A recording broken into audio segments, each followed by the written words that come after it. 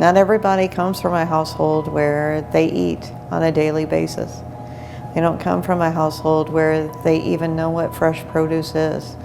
They don't have exposure to some of the things we've been able to do with our fresh fruit and vegetable program. Knowing that our kids are eating and that we're providing the best, well-balanced nutritional meal that we can for them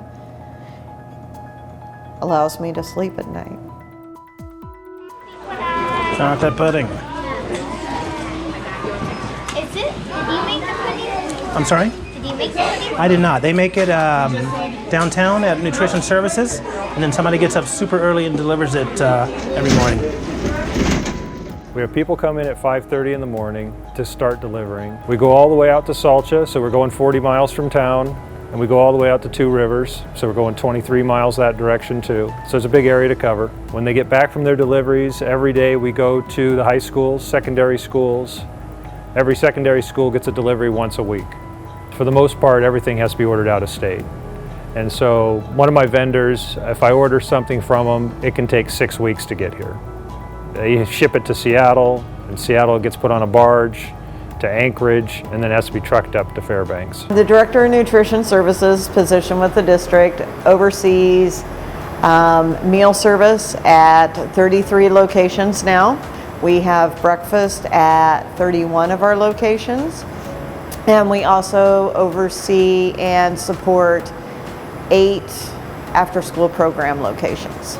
USDA allows households that are considered lower socioeconomic the opportunity to apply and receive their children's meals either at the free rate or the reduced rate.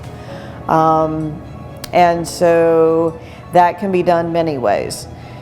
One is if a household is qualified to receive food stamp benefits, which are now called SNAP or TANF money, they automatically would qualify as receiving their meals at free. If they're foster children, they can also qualify automatically to receive their meals as free.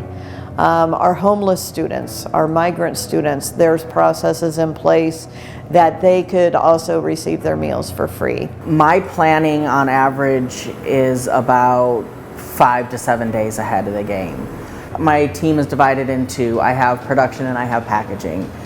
And packaging is responsible for exactly what it sounds like. They package the meals, make sure, if it's supposed to be a half a cup of scoop of mashed potatoes, a half cup scoop of gravy, and 2 ounces of turkey, they're responsible for making sure those portions are met. And then production is divided up into 3 groups. There is prep, there is kettle, and there is bakery. And bakery is very self-explanatory. Any of our baked items, breadsticks, dinner rolls, corn muffins, our hamburger buns. We do a pig in a blanket where it's a hot dog wrapped up in a dough sheet. That is also done in bakery. There's a panini sandwich we're doing on the menu, turkey and cheese. And then kettle, any of our things that pot pie filling, gravies. Last year we did macaroni and cheese and chili. That was all done in kettle. Our spaghetti, basically anything you need to heat and cook up is done in kettle. And then prep, they're responsible for basically everything else. Any of the heat and eat stuff typically needs to come out of its case and be put into something that's easier for the line to handle, so it goes in large bins. Any vegetables that need prepped, baby carrots are on the menu 3 times in a menu cycle, so they open up 30 cases of baby carrots and rinse and wash the carrots and get them in bins. Any cans that need opened and product emptied out, things like that.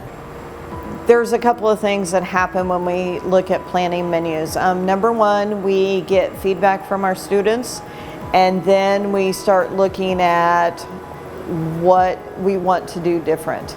And can we do it and still meet the USDA meal requirements for calories and sodium and those types of things, but you're also considering colors and textures and what goes together. You don't want to do pickles with spaghetti because, yeah, exactly, it doesn't really sound very good.